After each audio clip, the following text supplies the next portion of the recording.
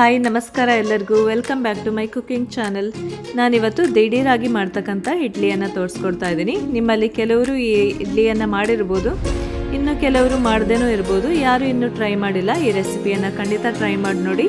ಇಡ್ಲಿ ತುಂಬ ಸಾಫ್ಟಾಗಿ ಚೆನ್ನಾಗಾಗತ್ತೆ. ಬನ್ನಿ, ಇದಕ್ಕೆ ನಾನು 1 ಕಪ್ಪು ಗಟ್ಟಿ ಅವಲಕ್ಕಿ ತೊಗೊಂಡಿದ್ದೀನಿ. ಇದನ್ನು ಒಂದು ಸಲ ವಾಶ್ ಮಾಡಿ ಹಾಕ್ಕೊಂಡಿದ್ದೀನಿ ಬೌಲಿಗೆ. ಹಾಗೆ ಅದಕ್ಕೆ 1 ಕಪ್ಪು ಮೊಸರನ್ನ ತೊಗೊಂಡಿದ್ದೀನಿ. ಆಯಿತಾ, ಮೊಸರು ಜೊತೆ ಈ ಥರ ಕಲಸಿಡ್ಕೋಬೇಕಾಗತ್ತೆ. ಇದಕ್ಕೆ 1.5 ಕಪ್ಪು ಇಡ್ಲಿ ರವೆಯನ್ನು ಹಾಕ್ತಾಯಿದ್ದೀನಿ. ಇಡ್ಲಿ ರವೆ ಅಂತ ಹೇಳಿದ್ರೆ ನಾವು ರವೆ ಇಡ್ಲಿ ಎಲ್ಲ ಮಾಡ್ಕೊತೀವಲ್ಲ, ಅದೇ ರವೆಯನ್ನೇ ತೊಗೊಂಡಿರೋದು. ಅದಕ್ಕೆ ಈಗ ಅರ್ಧ ಟೀ ಸ್ಪೂನು ಉಪ್ಪನ್ನು ಹಾಕ್ತಾಯಿದ್ದೀನಿ. ಉಪ್ಪನ್ನು ಹಾಕಿಬಿಟ್ಟು ಅರ್ಧ ಕಪ್ಪು ನೀರಲ್ಲಿ ಈ ಥರ ಕಲಸಿಡ್ಕೋಬೇಕಾಗತ್ತೆ. ನೋಡಿ, ಈ ಥರ ಚೆನ್ನಾಗಿ ಕಲಸಿಟ್ಕೊಳ್ಳೋಣ ನೀರಲ್ಲಿ. ಇದು ಸ್ವಲ್ಪ ನೆನೆಬೇಕಾಗತ್ತೆ. ಒಂದು 10-15 ನಿಮಿಷ ನೆನೆಸಿದ್ರೆ ಸಾಕು. ನೋಡಿ, ಒಂದು 10 ನಿಮಿಷ ನಾನು ಇದನ್ನು ಬಿಟ್ಟಿದ್ದೆ.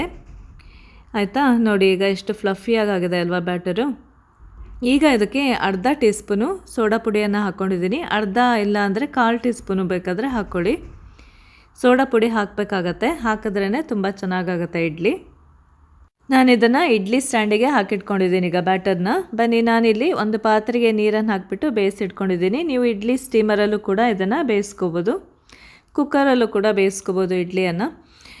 ನೋಡಿ, ಇಡ್ಲಿ ಎಷ್ಟು ಚೆನ್ನಾಗಾಗಿದೆ ಅಂತ ಗೊತ್ತಾಗುತ್ತೆ. ಒಂದು 10 ನಿಮಿಷ ಸಾಕು ಇದು ಬೇಯಲಿಕ್ಕೆ. ನೋಡಿ, ತುಂಬ ಸಾಫ್ಟಾಗಿ, ಇದು ತುಂಬ ಬಿಸಿ ಬಿಸಿ ಇದೆ. ಸ್ವಲ್ಪ ಆರಿದ ಮೇಲೆ ಇನ್ನೂ ತುಂಬ ಚೆನ್ನಾಗಾಗುತ್ತೆ ಇಡ್ಲಿ. ನೋಡಿದ್ರೆ ಇದು ಬೆಳಗ್ಗೆ ನಾನು ಬೆಳಗ್ಗೆ ತಿಂಡಿಗೆ ಇದನ್ನು ಮಾಡ್ಕೊಂಡಿದ್ದೀನಿ ಇಡ್ಲಿಯನ್ನು. ತುಂಬ ಚೆನ್ನಾಗಿರುತ್ತೆ ಇಡ್ಲಿ ತಿನ್ನಲಿಕ್ಕೆ, ಟೇಸ್ಟಾಗಿರುತ್ತೆ. ಆದರೆ ತುಂಬ ಹುಳಿ ಏನು ಇರೋದಿಲ್ಲ. ನಾವಿದನ್ನು ನೆನೆಸಿ ರುಬ್ಬಿ ಆ ಥರ ಎಲ್ಲ ಮಾಡಿಲ್ಲ ಅಲ್ವಾ, ಅದಕ್ಕೋಸ್ಕರ ಜಾಸ್ತಿ ಹುಳಿ ಇರೋದಿಲ್ಲ. ಇದು ತಿನ್ನಲಿಕ್ಕೆ ತುಂಬ ಟೇಸ್ಟಾಗಿರುತ್ತೆ. ನೀವು ಇದನ್ನು ಈಗ ದಿಢೀರಾಗಿ ಏನಾದರೂ ಮಾಡಬೇಕಪ್ಪ ತಿಂಡಿ ಅಂತ ಹೇಳಿದ್ರೆ, ಬೆಳಗಿನ ತಿಂಡಿಗೆ ಅಥವಾ ಈ ಡಿನ್ನರಿಗೆ ಲೈಟಾಗಿ ರೆಸಿಪಿ ಬೇಕಪ್ಪ ಆರೋಗ್ಯಕರವಾದದ್ದು ಅಂತ ಹೇಳಿದ್ರೆ ಇದನ್ನು ಮಾಡ್ಕೋಬೋದು.